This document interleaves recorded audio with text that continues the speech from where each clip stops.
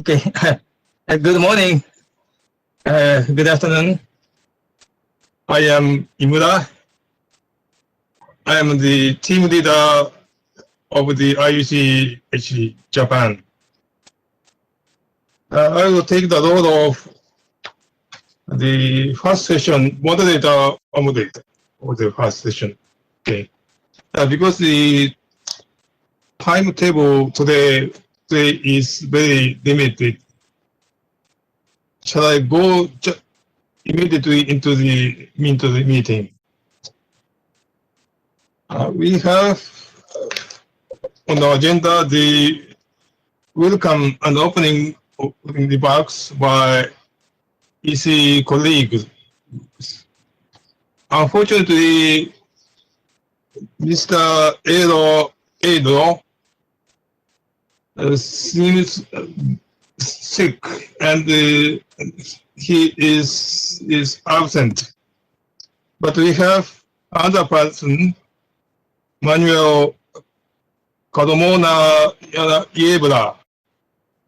So I would like to ask him to make welcome and opening of remarks. Okay. Thank you very much, Mr. Imura. Good morning, everybody. I welcome you to this consultation on behalf of the European Commission, and in particular, the Directorate General for Climate Action, where I work. I just want to mention three things just to set the scene for the day. First one is the EU climate law. The second, the adaptation strategy that we're working on. And the third, the role of cities as we see it in the European Commission in those two areas, in the climate law and in the adaptation strategy. So first of all, the climate law of the EU. This is a high point in a process that started in 2018. In 2018, we had in the EU just finalized the framework to take us to a reduction of emissions of 40% in 2030. And right away, just when this framework had been adopted in law, we started developing the next steps. And now, as you well know, the Commission proposal on the table is to reduce emissions by 55% in 2030. This is in the larger context of a long-term objective. You know it also very well, the 2050 climate neutrality objective for the EU. This is an objective where, luckily for all of us, the EU is no longer alone. You have seen these days in the news, there has been a raft of countries, and Japan among them, but also South Korea and China, that have committed to similar goals at similar dates. This is good news for the global efforts in climate action. In the EU, we are slightly ahead in the sense that the 2050 climate neutrality objective is in the process of being enshrined into law, and this is the EU climate law. We have a proposal on the table being discussed where we set this objective as a binding objective for the bloc, for the EU and its member states. And with a bit of luck, in December, when the leaders of the member states and the EU institutions meet online, I guess, they will hopefully support this goal and the climate law, and also the 2030 objective for a reduction of minus 55% of our emissions. So that's where we are in terms of mitigation and the climate law. We see a lot of action from the top, as I saw.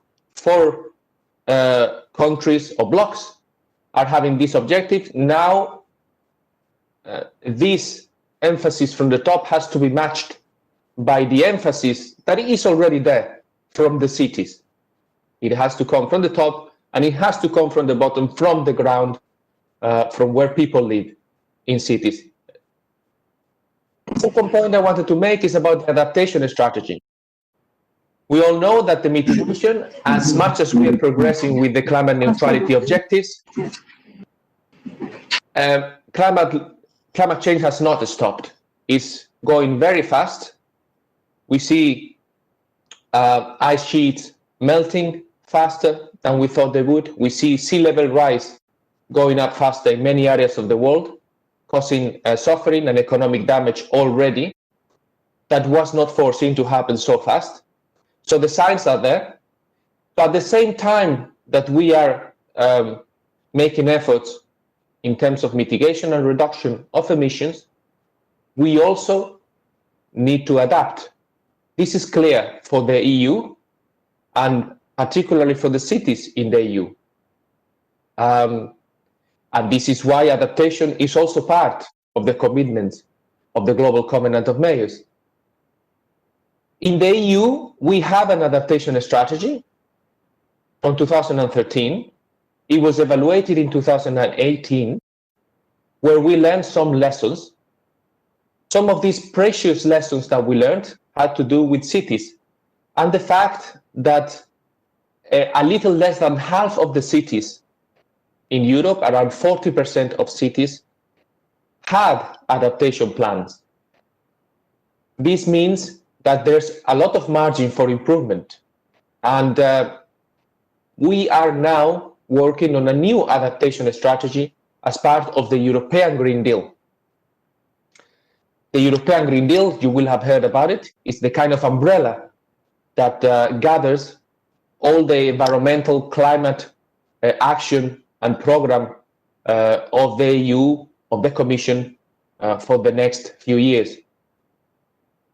So the adaptation strategy, the new adaptation strategy, belongs squarely within the European Green Deal, and it will be adopted very likely in February next year.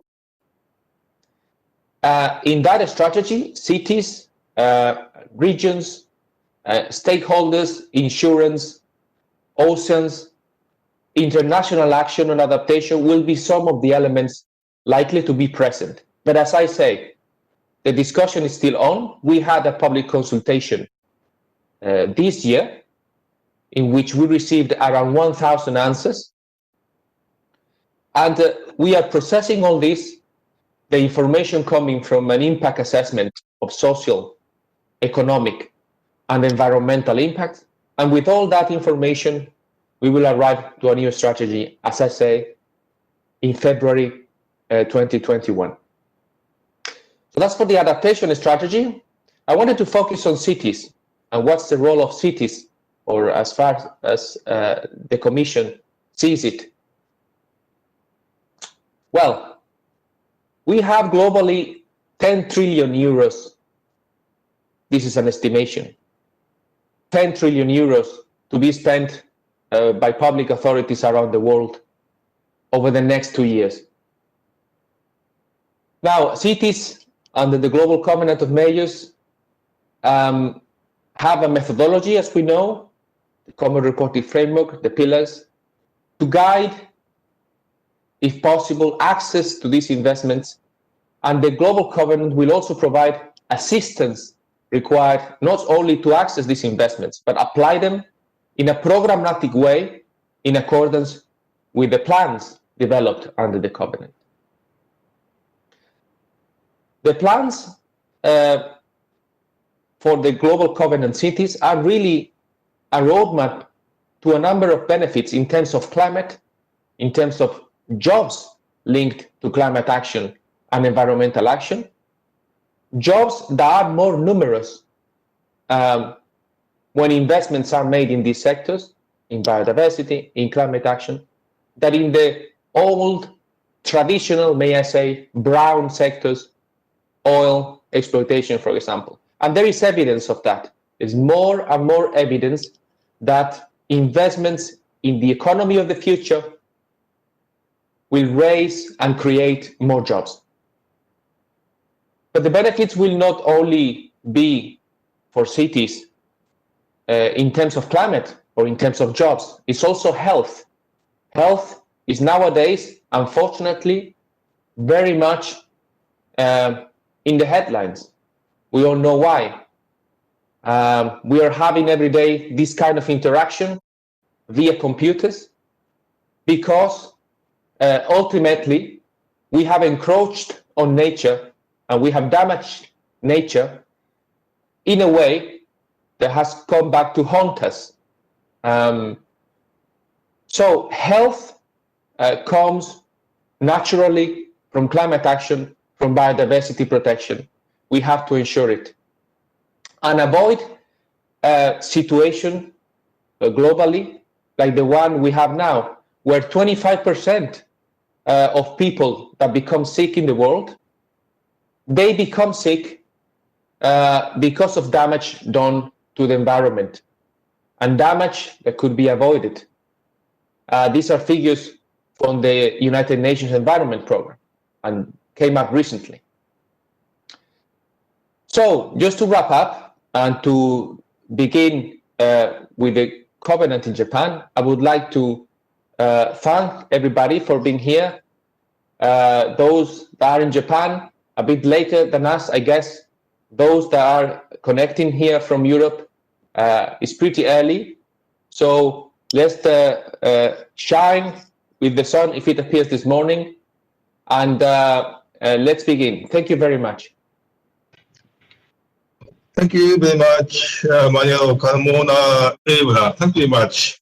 As you mentioned just yesterday, the day before yesterday, our new Prime Minister Suga announced that Japan will adopt the 2050 climate neutrality policy. It's very similar to Europe. We are very happy with that. Then, can I move to the next speaker, Andy Deacon from the GCoM Secretariat. Please, Andy. Excuse me. Thank you, colleagues, and good morning. I would bring greetings on behalf of the whole Global Covenant of Mayors Secretariat team in Brussels, and in particular also apologies from Amanda Eichel, our Executive Director. She is returning from some recent time off for medical reasons, but is not yet back to work full time, but wanted us to be represented at this meeting. Over the next few minutes, I just want to give some updates on some of the key Global Covenant of Mayors Secretariat and Global Covenant member initiatives, and in particular to focus on those that are leading towards increasing the level of ambition from cities and towards the international ambition and working towards COP next year. So I joined the team in January of this year and am Director of Strategy and Operations, looking after in particular some of our work on research and innovation and on finance and investment. And we'll say something in the next few minutes about both of those areas, as well as highlighting some key initiatives that will be coming up shortly. The first thing to say is if you haven't been onto the Global Covenant of Mayors website for a while, then I would encourage you to come back and take a look. There are a number of new elements that are now online through the Global Covenant of Mayors.org website, which includes this piece, a new climate action journey. Which is designed to help cities wherever they are in thinking about their climate actions and to plan appropriate measures and activities accordingly. So that's there, came online at the end of the summer this year, and I would encourage everybody to take a look. Then I'm going to focus on the first two of these three initiatives, because I know that others will talk in more detail about the data and reporting side of things, but activity by the Secretariat when it comes to initiatives stranded under each of these three areas. So innovate for cities, invest for cities, and data for cities. And I'm going to say a little bit about the first two of those. So for Innovate for Cities, a number of key things underway in the research and innovation space. Previously, there was the Edmonton Declaration, which launched a cities and climate science agenda. So building on work done by the Intergovernmental Panel on Climate Change and linking with a number of authors of that leading global work, it was recognized that the urban dimension of some of that activity was not as well developed as it could be, and that there were research gaps that need to be plugged. And so since the meeting in Edmonton, we have been working both to build on the declaration that came out of that meeting, to drive a cities and climate science agenda, and now working to regionalize that. And so later during 2020 and the early part of next year, then there is work underway to regionalize the activity coming out of the cities and climate science agenda. And we will be consulting with representatives and stakeholders from across the globe to help us build out the regional picture of the Edmonton agenda. Then secondly, on mission innovation, this is a global initiative to connect activity on cities with innovation work being undertaken by national government. And there was a mission innovation ministerial during September this year to bring together representatives of governments, the private sector and other institutions, academia, civil society and others, to tackle the specific innovation challenge around trying to deliver very low or zero carbon cities. And the Global Covenant of Mayors Secretariat has been working with the Research and Development Directorate General of the European Commission to advance the idea of a carbon neutral cities mission. Work is continuing to develop and build that out further, and that will carry on through 2021 towards COP26 towards the end of next year. And then finally, we have work underway on a policy innovation task force. So we recognize that in addition to identifying the technological side of research and innovation, that we also need to be innovative in thinking about policies, whether that's on financing, on social innovation, on engagement with citizens. And we've convened a global panel of experts with some support from EIT Climate Kick in Europe to draw on the experience of a cohort of 10 European cities who are receiving very deep levels of support for their climate action, and trying to draw up conclusions around key policy recommendations and to take those draw up and out from Europe, and to take those learnings and see whether we can apply those to other regions of the globe. And that work is underway at the moment and will conclude at the end of this year. Just very quickly on the partnership on mission innovation, then there are really some key opportunities for engagement and for sharing key tools, for exchanges of best practice, and opportunities to pilot replicate and upscale new technologies and approaches for delivering zero carbon cities.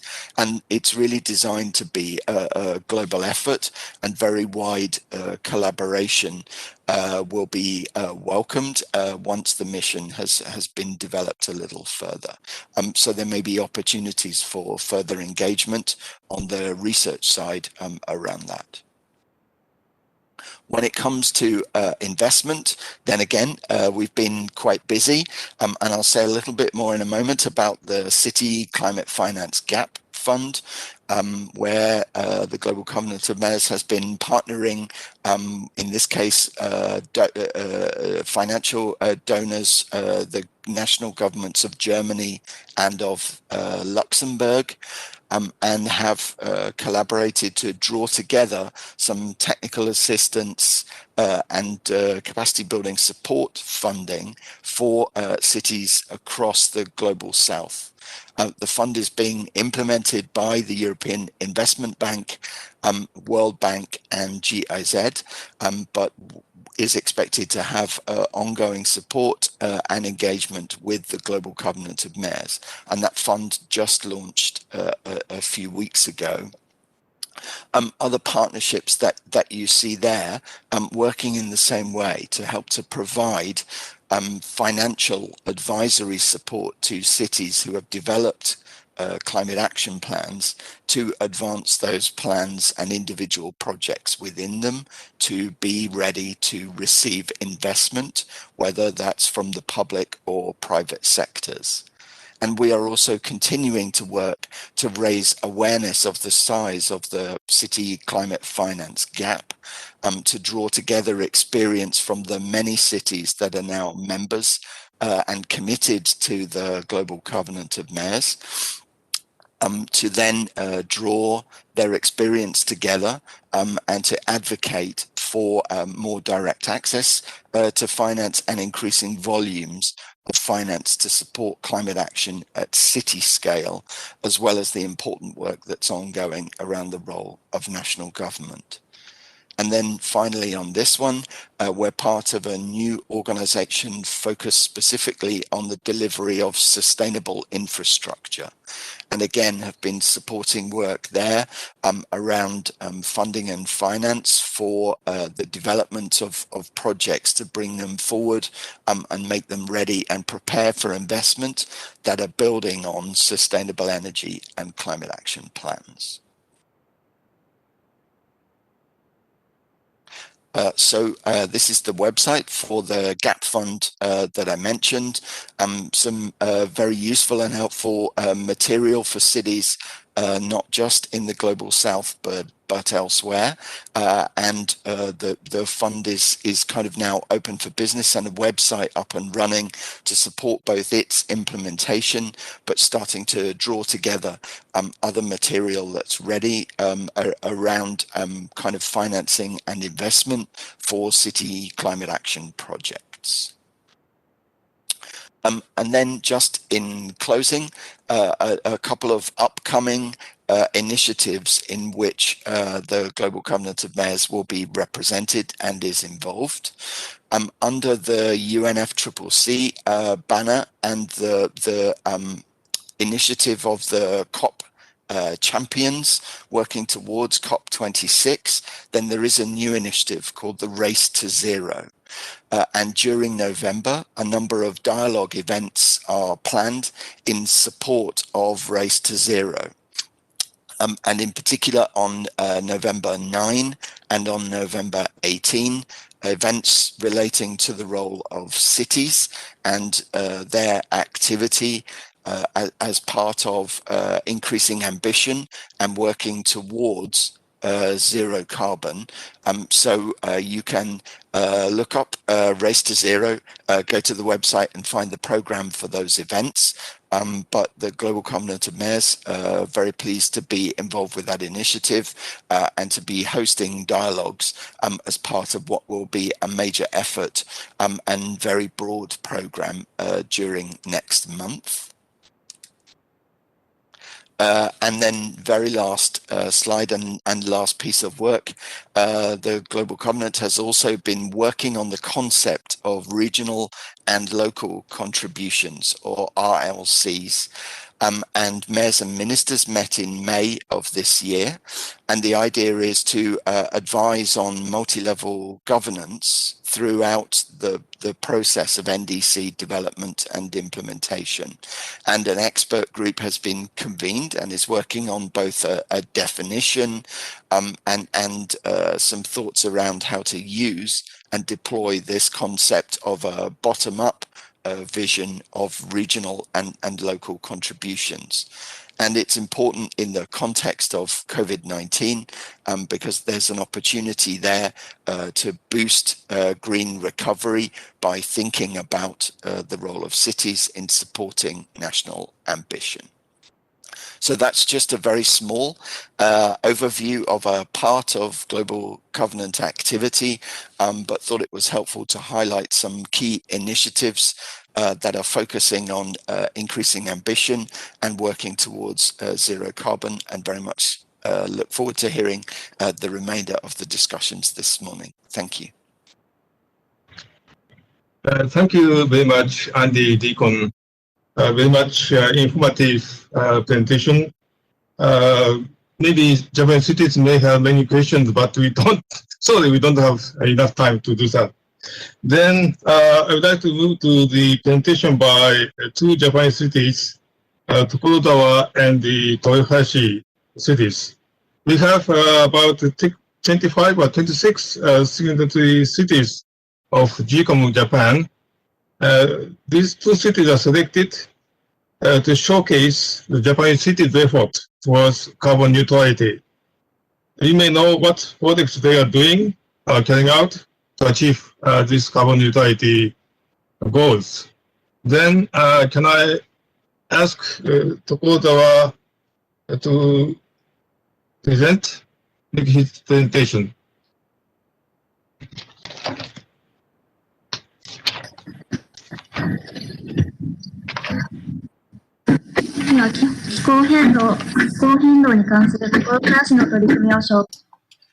Yes, let me introduce some actions for climate change.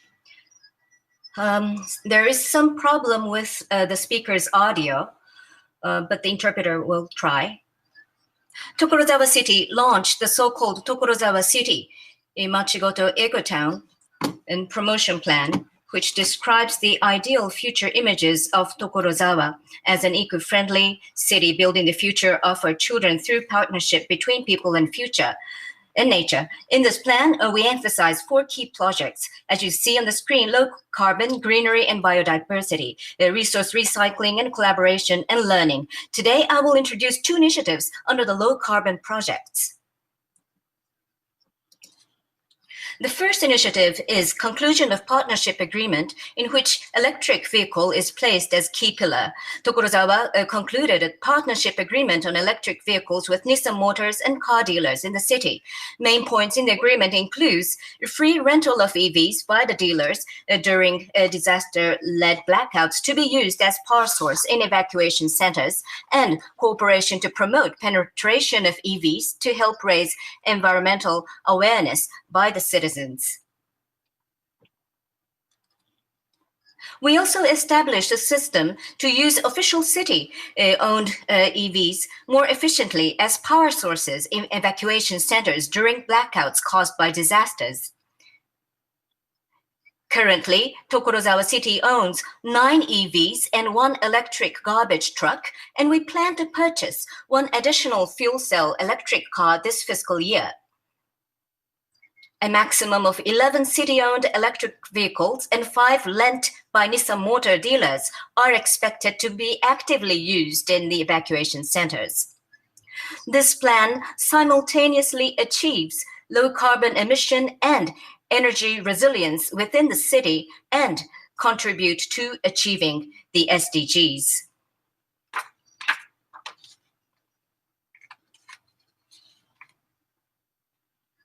The second initiative is regional new electric power business. Tokorozawa City established TFEP, the Tokorozawa City Future Electric Power Company, in 2018, and jointly funded by JFE Engineering Corporation and Hanno Shinkin Bank and Tokorozawa Chamber of Commerce and Industry. The CO2 emission factor of electricity supplied by TFEP is roughly 60% compared to that of major power companies. It supplies environmentally friendly electricity.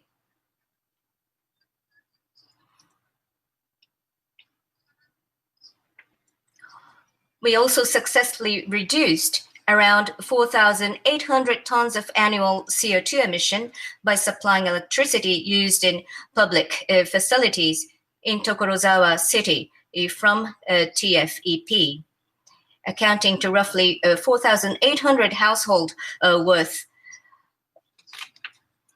So this will contribute to decarbonization of the region.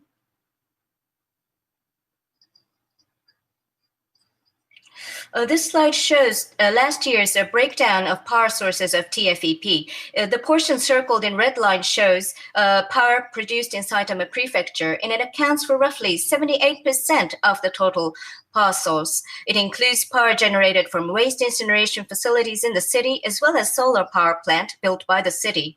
Local energy production for local consumption is realized by supplying these renewable energy generated in the prefecture to businesses and households in the city. And this will also revitalize the economic cycle as well, because the finance and the funding will be raised in the prefecture, and it will be recycled in the area. In such ways, through this new regional power business, Tokorozawa City aims to increase utilization rate of renewable energy by broadening the supply of environmentally friendly power throughout the city. And at the same time, we aim to build a sustainable community together with the residents and businesses in the city by supporting residents in the city to live in harmony with the nature. That's all from me. Thank you.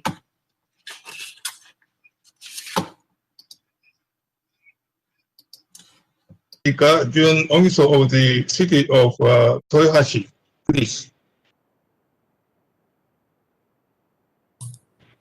はい、豊橋市の小木曽です。よろしくお願いいたします。Okay, the next is the presentation from Toyohashi City. The floor is yours.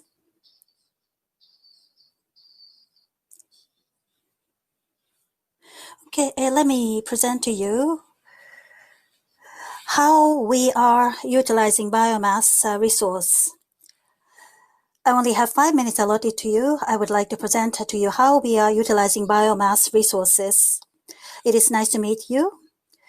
This is the picture of biomass resource utilization facility.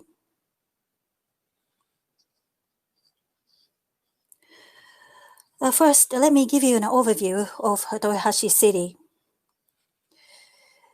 Toyohashi City is located between Tokyo and Osaka. It is a city with a population of approximately 375,000.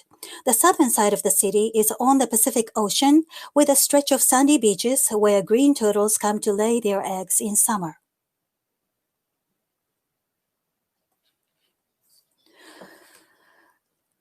Let me first give you an outline of the business.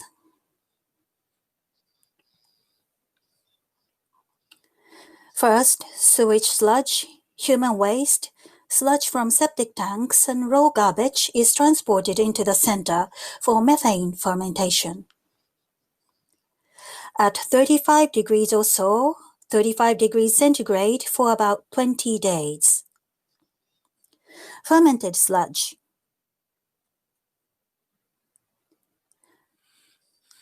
A fermented sludge is carbonated in a carbonization furnace after being dehydrated and dried. Carbonized sludge is sold as carbonized fuel. In the meantime, methane gas generated during fermentation is used for gas power generation, and the power is sold to utility companies. This year, in October, which is this month, we founded a power company called Honokuni Toyohashi Energy Corporation. We would like to sell our power to this utility company so that we can produce and consume locally. Now, let me give you some ideas about our business features. Feature 1. This is the largest biomass facility complex in Japan, where sewage sludge, raw garbage, human waste, and septic tank sludge is mixed and treated. Feature 2. Biogas obtained from methane fermentation generates electric power supply for approximately 1,890 ordinary households. Feature 3. Fermented sludge is carbonized into carbonized fuel and is used by private companies as an alternative to coal. Feature 4. Utilization of biomass has reduced the volume of waste treated at treatment facilities. Coupled with gas power generation, the benefit of CO2 reduction per year is equivalent to 1 million Japanese cedar trees planted. Now, here you can see the actual carbon dioxide emissions at respective facilities. In order to make a comparison between before and after the start of operation of the Biomass Utilization Center, years 2016 and 17 are shown. Sewage treatment plant could reduce CO2 emissions by about 8,500 tons, while waste disposal site had a decrease of roughly 1,700 tons. Even with about 4,400 tons of CO2 emitted from Biomass Utilization Center, a total reduction of approximately 5,900 tons was achieved.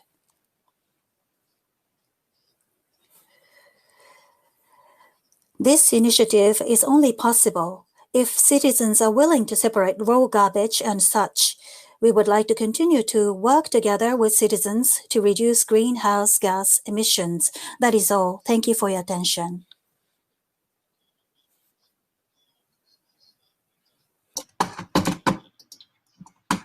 Thank you very much for your presentations by two cities. Then can I move to the next presentation?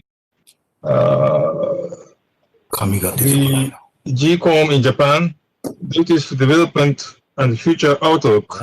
May I ask Professor Takeuchi of the Secretary General of the GCoM Japan.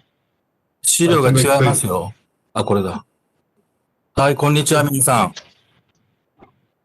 事務局長、名古屋大学の竹内です。よろしくお願いします。Hi, good morning, everyone. This is Takeuchi from the University of Nagoya. It's nice to meet with all of you virtually.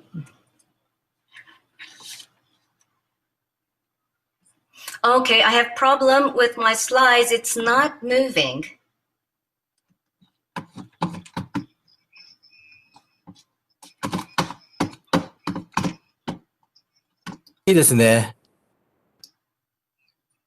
Oh, I think it's on now. I'm sharing my screen.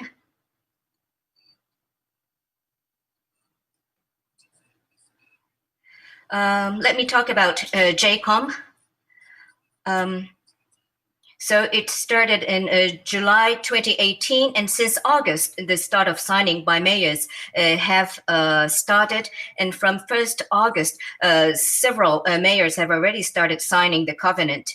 And in January 2019, the 5 local governments have joined from the former Compact of Mayors. And right now, as of the end of October, we have 26 local governments participating in the covenant.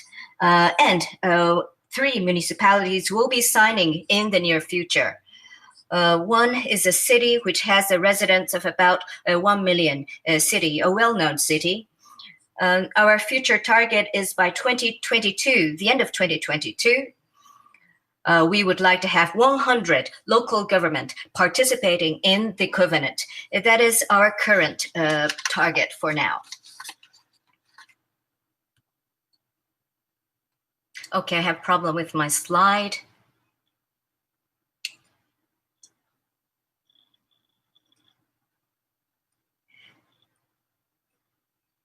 Yes, this shows the 26 municipalities.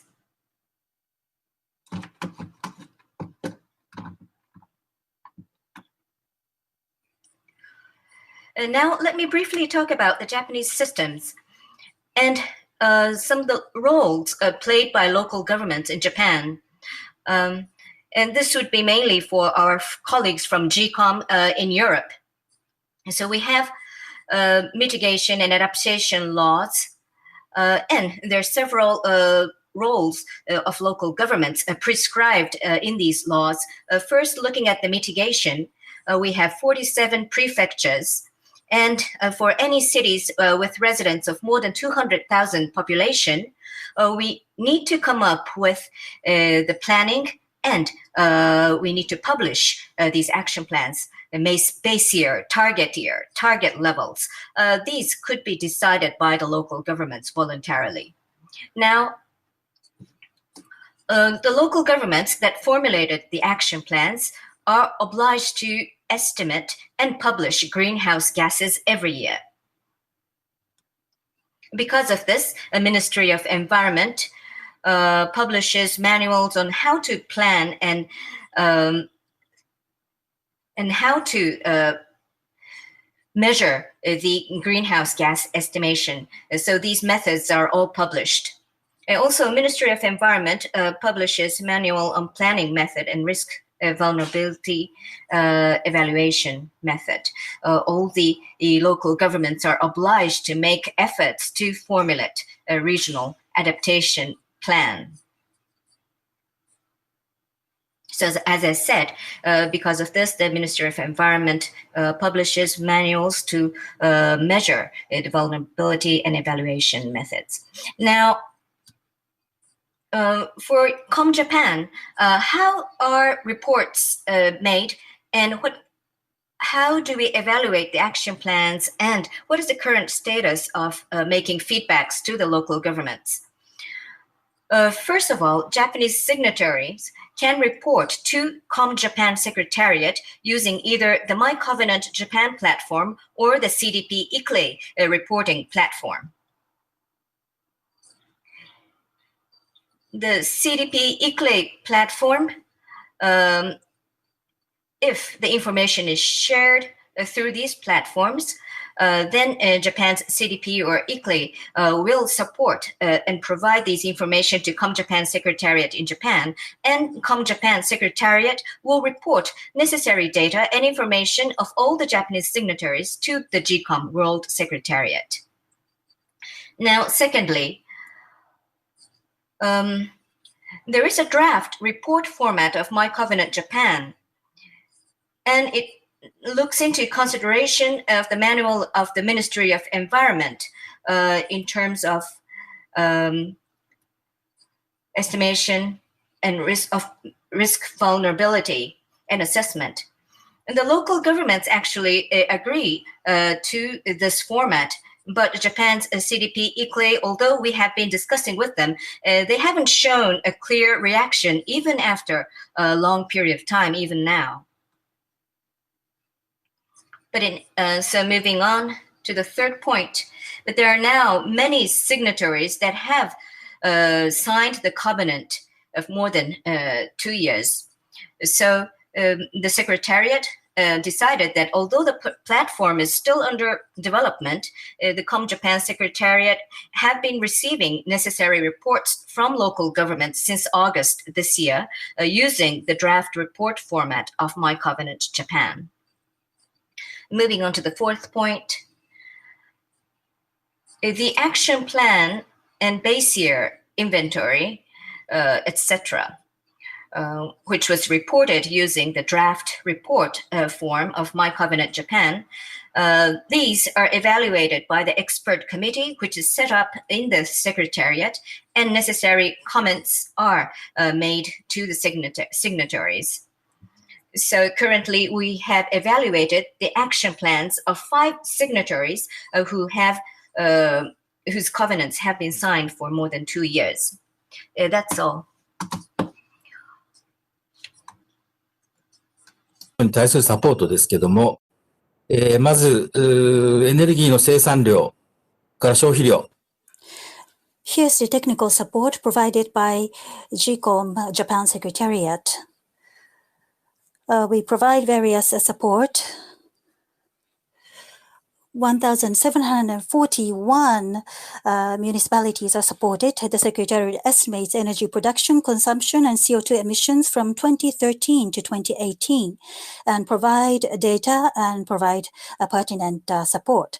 And this estimates are published on the Secretariat's website. Municipalities that do not estimate emissions based on the law can refer to this data.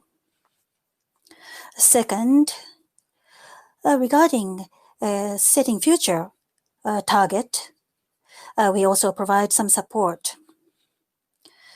The Secretariat is developing tools for predicting CO2 emissions according to the scenarios of 2030, 2040, and 2050 for all municipalities. There are 1,741 municipalities in Japan that we support. Municipalities considering setting future reduction targets can contact the Secretariat. Concerning energy project, we provide supports for feasibility studies for energy projects. The Secretariat dispatches local energy experts to local governments to support feasibility studies of energy projects. So far, local energy experts have conducted feasibility studies on biogas cogeneration using woody biomass in welfare facilities for the elderly, biogas power generation, electricity retail business using waste biomass, and the potential of small and medium-sized hydroelectric power generation, and proposed them to local governments. Now, the Secretariat provides support to small and medium-sized local governments that have never formulated an action plan based on the law to formulate the action plan, including not only the above matters, supports 1 through 3 I mentioned earlier related to mitigation measures, but also risk assessment related to adaptation. That is the support for action planning. So far, I mentioned that the new Prime Minister announced that carbon neutrality is targeted to be achieved by 2050 in Japan. That was mentioned at the National Diet. Is it feasible in Japan among the municipalities in Japan? Following is the scenario that we have. The GCoM Japan Secretariat estimated the reduction rate of CO2 in each municipal area in 2030, 2040, and 2050 compared to 2013 in the following scenarios. One is energy consumption will decrease due to recent trends. That would be substantial decrease. The introduction of renewable energy will proceed at the current pace. Actually, it will be at an accelerated pace. FIT has been introduced for the past several years, and it shall accelerate continuously. Adjusting power supply is LNG combined cycle power generation, gas cogeneration, etc. Heat pumps, electricity, are used to supply heat to households and commercial sectors. Automobiles will be shifted to electric vehicles. As a result of estimation based on such scenarios, in 2050, in the municipal area where large factories are located, CO2 caused by fossil fuels at the factories will remain, so the reduction will be about 70 to 80% compared to 2013, and in other cases it will be in the 80% range to more than 90%. technological development such as methanation, carbon recycling, etc., is being carried out by the national government and companies, and is not an issue for local governments. Lastly, here's the trial calculation results. In 2013, a city A, medium-sized industrialized city, and also city C, with a population of 200,000 or so. The scale of the city is about the same. We compared these two cities. The energy consumption on the left-hand side, since household and commercial heat is also supplied by electricity heat pump and automobiles are also shifted to electricity, fossil fuel consumption will be greatly reduced. However, fossil fuel consumption at factories will remain. The grid power consumption is reduced a little because the electricity consumption ratio increases, but reduction will remain modest. Now, turning to CO2 emissions, since the CO2 emission factor of the grid power decreases as the share of renewable energy increases, the CO2 emission of the grid power is greatly reduced. So if you look at the CO2 emissions from city A, a fossil fuel will continue to result in CO2 emissions, but we will have 81.4% reduction in 2050 compared to 2013. On the right, you can see city C. There's little fossil fuel burned at factories. So a comparison of 2050 performance to 2013 will result in 90% reduction. And we will have absorption of CO2 from forestry, and we can reach probably somewhere close to 100%. That is the outline of the very simple trial calculation we have. Thank you, Mr. Takeuchi, for your presentation. There are a lot of rich information, but we don't have time to discuss about it. Then I should like to hand over my floor to Georgia to move to the next session. Thank you very much, Professor Imura. So yes, indeed, we don't have a lot of time now, but very soon I can promise you that we will have more space for discussion, as this is the objective of this session, actually. So first of all, good morning and good evening, ladies and gentlemen, from my side. My name is Giorgia Rambelli. I'm the head of the IUC Coordination Unit. I'm based in Brussels, as some of the colleagues that have already spoken today. The IUC Coordination Unit is co-organizing the event of today, and it is a great pleasure for us to be able to host this session and to share this virtual room with so many city representatives and stakeholders that are committed to implement ambitious climate action to meet the goals of the Paris Agreement. The vision set ahead for both Japan and the European Union to become climate neutral by 2050 sets indeed in a very ambitious and challenging path ahead for local governments. And in the next session, the one that we are just about to start, we would like to give the opportunity to everyone in the audience to share successful experiences, but also challenges that local governments are facing in implementing this ambitious climate action required to meet these targets. In order to do so, as I just mentioned, we will split in two separate breakout rooms in order to allow for as much as possible of interactive discussion. And we will discuss barriers, challenges, but also solutions that are being implemented around impactful climate action on mitigation and adaptation. But before we do so, it is my great pleasure to introduce to you Paolo Bertoldi from the Joint Research Center of the European Commission. Paolo will help us now setting the scene for the discussion that we will have later by sharing some insights on the common reporting framework of the Global Covenant of Mayors and presenting how it can be an effective tool to guide and to support local government in planning and monitoring their progress. So without any further hesitation, Paolo, the floor is yours. Good morning to everybody. Thank you, Georgia, for the nice introduction. I'm Paolo Bertoldi, working for the European Commission Joint Research Center. I'm going to introduce very quickly the main features and aims of the common reporting framework. How do I move the slides, by the way?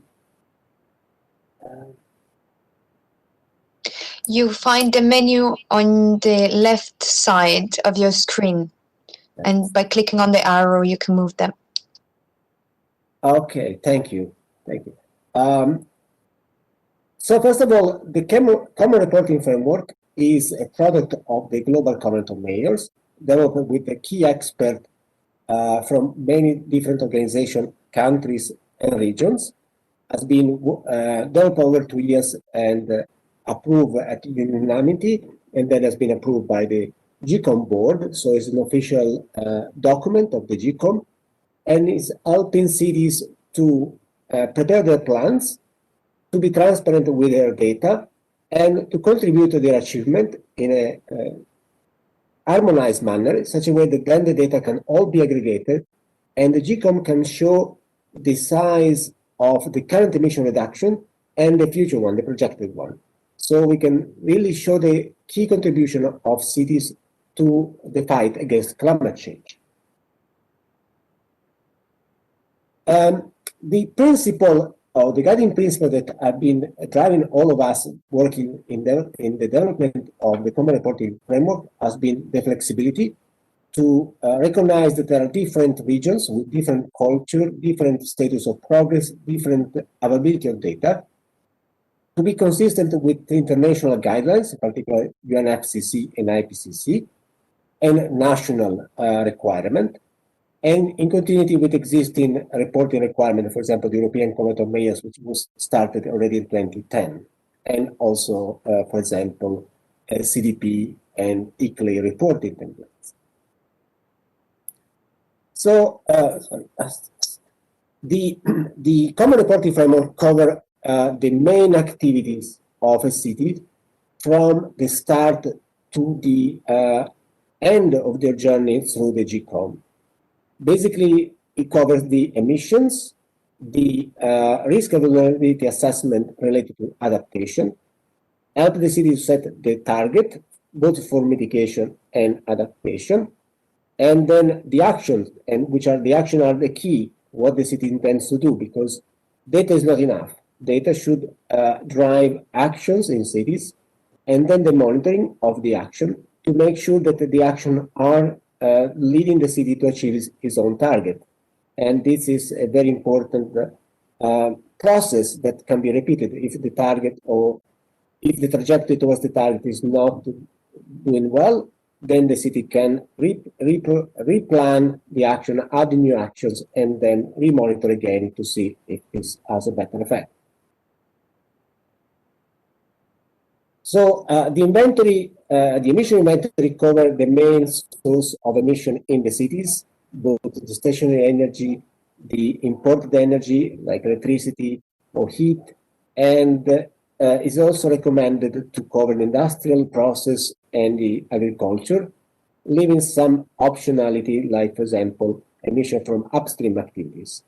So we say the major source of emission in the city are captures based on energy consumption and emission factors.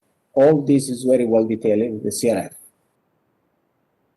Of course, as I said, the city are in different status of knowledge about climate change, of data availability, of a culture for collecting data. So we allow some field not to be filled by the cities whenever these emissions are not occurring or are included in another report or cannot be estimated or are confidential. All of these are called notation keys, which are a very important option for cities to be used whenever it's needed, not to be abused, but it shows a level of flexibility that is allowed in the emission accounting for the city.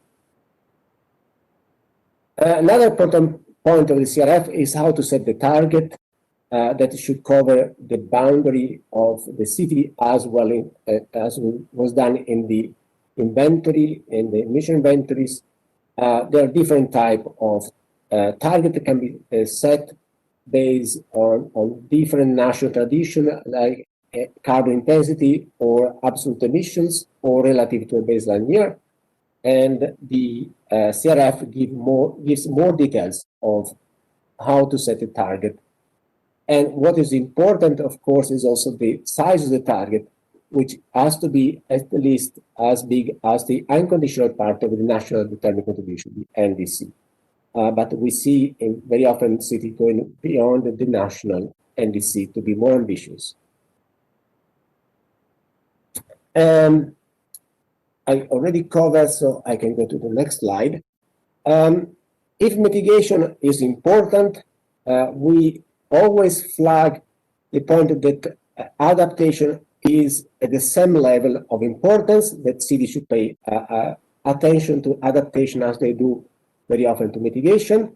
This was not a culture, for example, in Europe, where I come from, and we are working hard to increase the knowledge and understanding in cities of the importance of adaptation. We see right now a lot of additional natural disasters driven by climate change in Europe and elsewhere, leading to losses of human life, damage to infrastructures, and basically bad consequences for citizens. And this is very important therefore it's very important that cities take action on adaptation as well as they do on mitigation.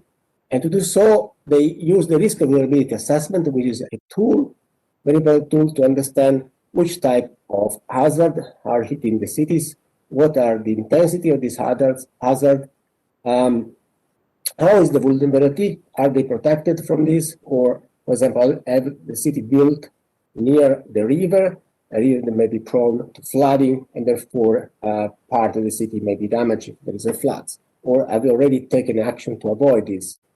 All the framework of the risk and vulnerability assessment is built on the IPCC definition and methodology, and is also very important to understand the today impact of hazard, but also what will be in the future. We know that climate change is happening, the temperature is steadily increasing, so we expect more frequent and more intense hazard in the future, and this as well has to be assessed by the city, and is also recommended to really understand who are the most vulnerable part of the cities. Are some type of citizens, could be the poor citizens, could be the old citizen, could be the healthcare system, for example. So this has to be assessed, evaluated, in order again to plan action to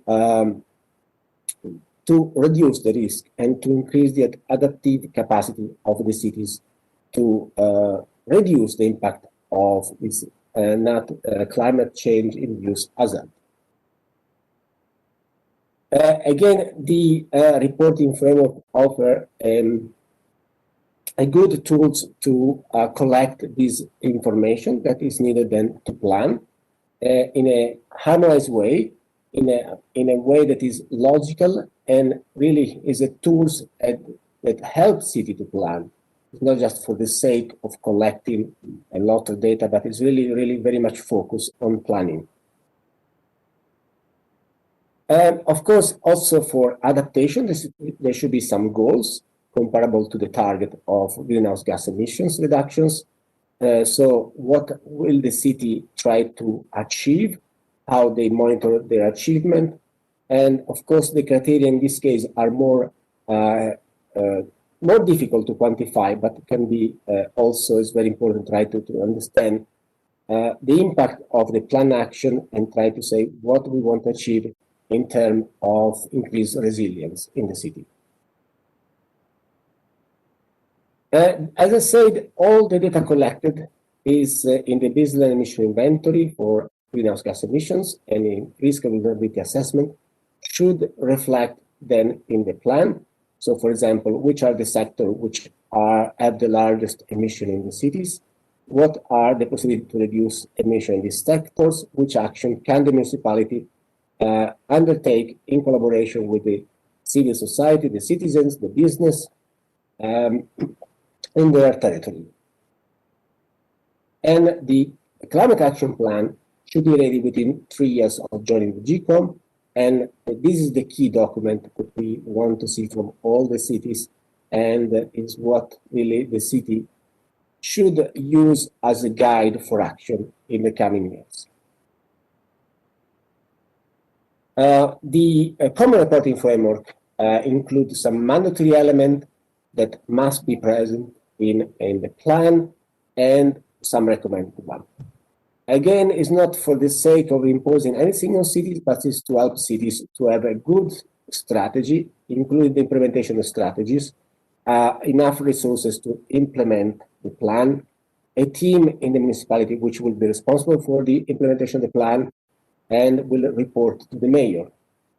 We have seen very often nice plans not then being implemented because of lack of institutional capacity, lack of financial resources, lack of responsibility, and clear allocation of resources, or sometimes even city department fighting over who takes action, or not going all through in the same direction in the implementation of the plan. So it's very important the coordination inside the municipality to implement the plan. The plan has to have a clear set of actions, possibly with emission reductions, energy savings, through energy saving, renewable energies, local energy generation, cogeneration by mass generation, and other action to reduce greenhouse emissions, for example, the waste sectors.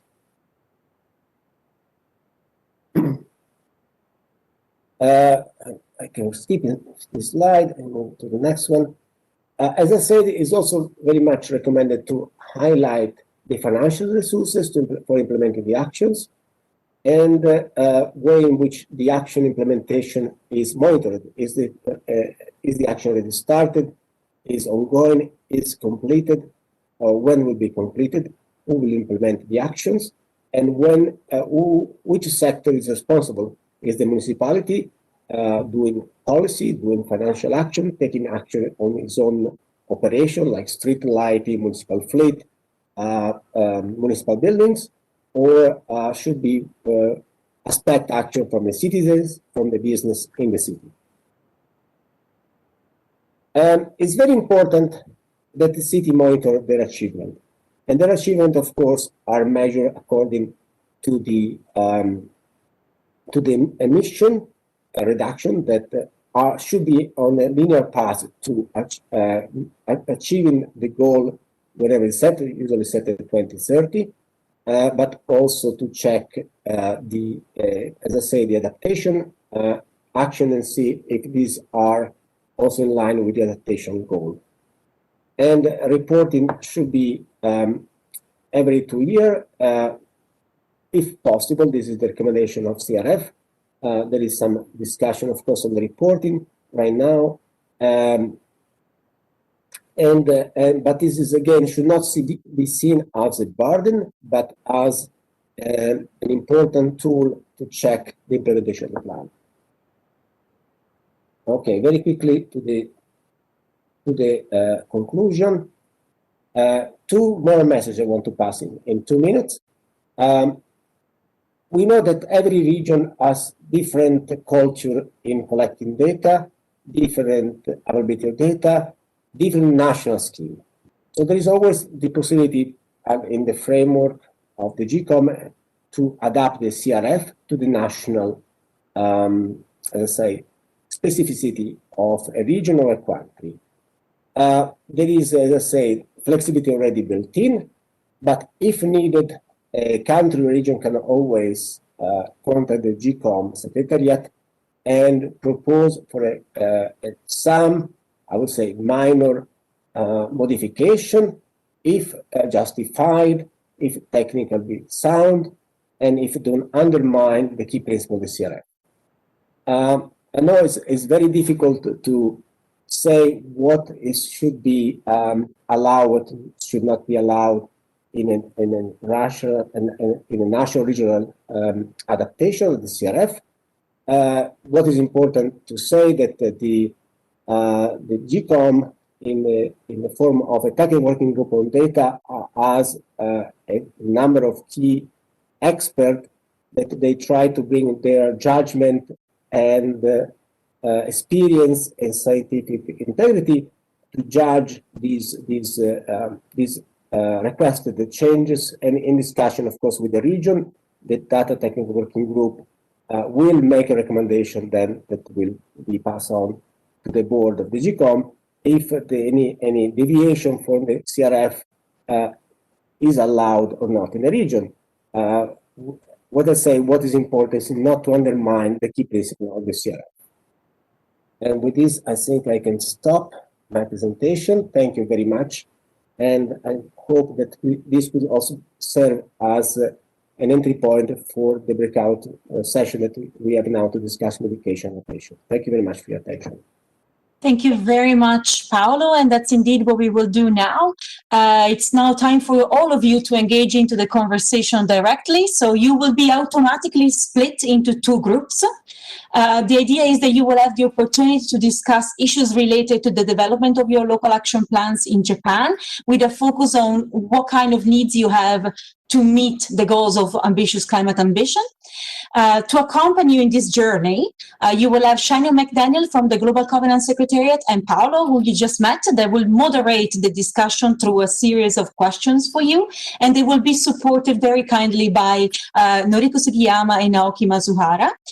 After the discussion, we will come back here all together in a plenary format, and we will have a final opportunity to exchange and a wrap up and conclusion. One final remark for all of you. When you enter your room, please make sure that you choose the correct channel in your Interactio app.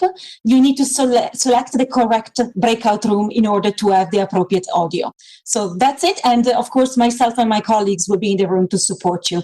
So I wish you all a great discussion, and you should be redirected automatically now. Hello, everyone, and welcome back. I hope you had a good discussion and that you had a good opportunity to exchange and to learn more about what others are doing and what are the challenges that everyone is still facing, and also maybe think around some of the solutions that can be implemented. In the room that I was in, we were discussing a little bit about different tools on the making to support this increased ambition, and also potentially to the importance of focusing on diversified support to diverse type of municipalities, if they are smaller, if they are bigger, in trying to really meet the targets that we have ahead of us in terms of ambition.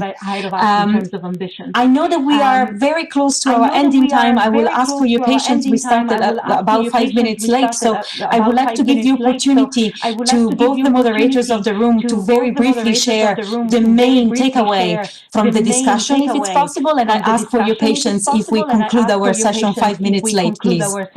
Maybe I can start with the adaptation room. So I don't know if Shannon or Naoki would like to take that on. I'm happy to share, and happy for Gnocchi to also share if you'd like. I'll be very quick. I think we had a nice session where we learned that many of the cities in Japan are starting to work on drafting their plans, and there is a great interest in learning more on how this is proceeding in other parts of the world and in European cities as well. We had some input around the drafting of hazard plans, and some of the hazards that are being faced in particular include an increase in seeing incidents around heat and around flooding. So some of the major hazards that were identified across the cities that were able to join us today. I think the goal is to continue to learn and find and acquire more data sources to help make those decisions, and to understand further other projects that are being implemented in other parts of the world and in European cities also, so that there is more of an exchange on information on how these things are being undertaken. There's also a recognition that the adaptation itself has not been the central focus of much of climate action, but is becoming increasingly important. So we had an opportunity to discuss why adaptation measures are so critical as we face the uncertain climate future that lays ahead for us as well. Naoki, do you have anything to add to that? No, it's perfect. Thank you very much, Shannon. Thank you very much. I would then ask the same thing to Noriko and to Paolo if they could give us just a snippet of the discussion and of the main findings.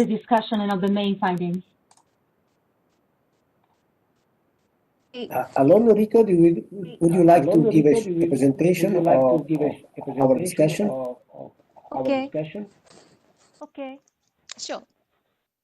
So let me report in Japanese. So, as to the mitigation, the target setting, and also the implementation plan and the energy access were discussed. And in this room, there were Toyota and Toyohashi representatives, and as well as Kisara's representative. And Toyota and Toyohashi spoke, and then their target setting was along with the lines of the national target. And of course, the Prime Minister announced the zero carbon target, and then it was generally welcomed by the participants because the clear direction will lead the municipalities to have a clear target themselves. So in terms of the measures that they're taking, so what are the kind of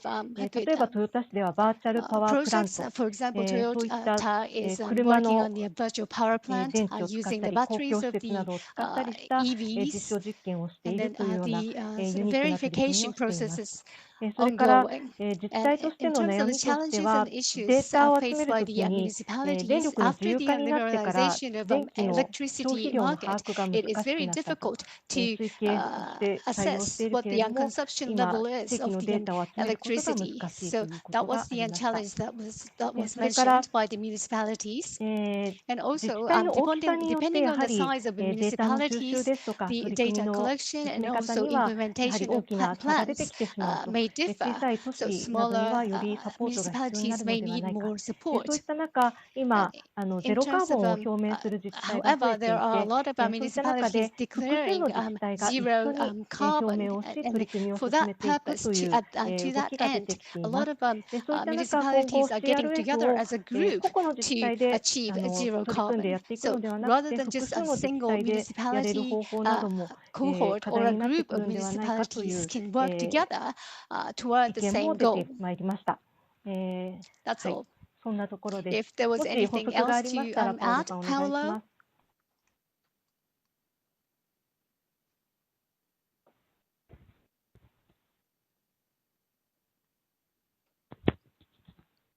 That's fine for me. Thank you very much, Noriko. I share your conclusions. Thank you.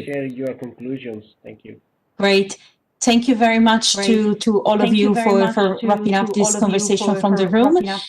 Again, I am aware that we are a little bit over time, but I would in any case like to give the floor for the possibility for everyone to ask one final question or share one final remark. Should there be any?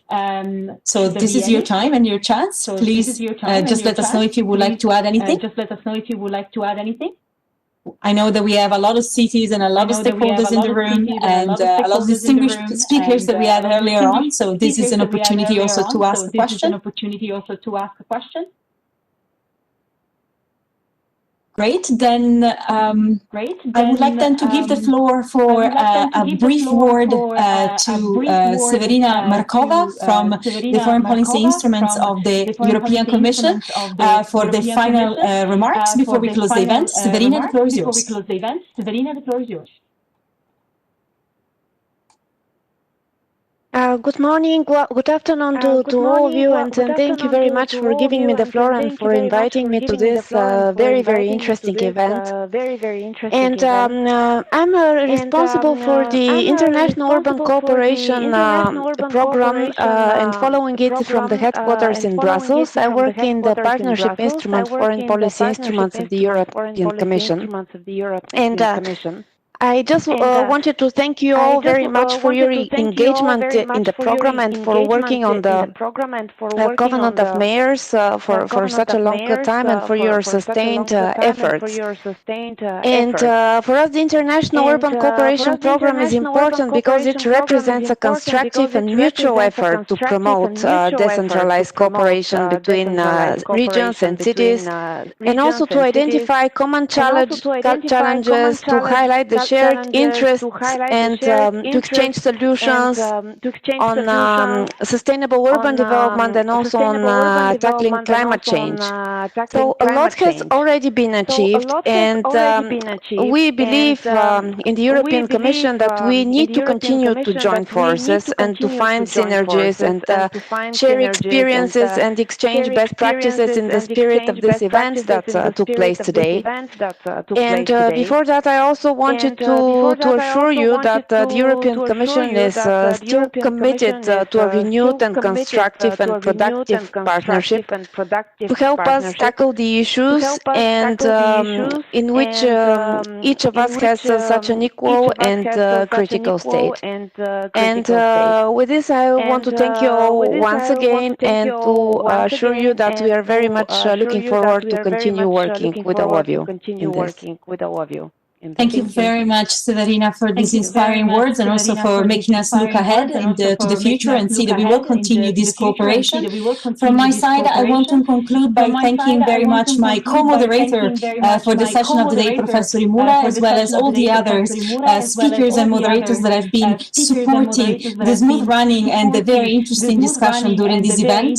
I also want to thank very much the colleagues that have been on the back end to support us with the technical aspect, as well as our interpreters who did a very good job. Thank you very much for helping us in facilitating the discussion.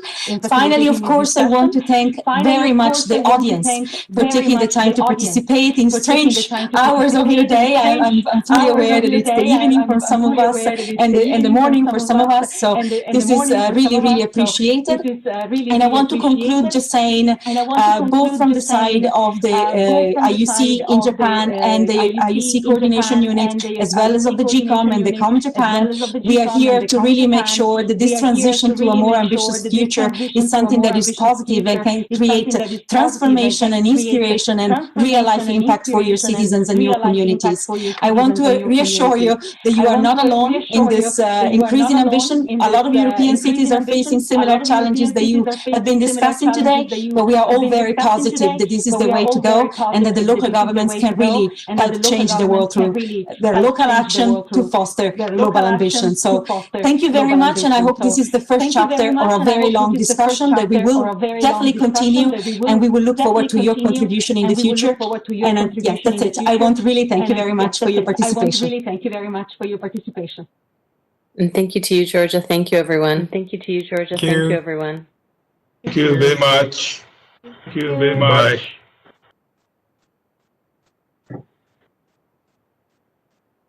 Thank you very much to everybody. Bye. Bye.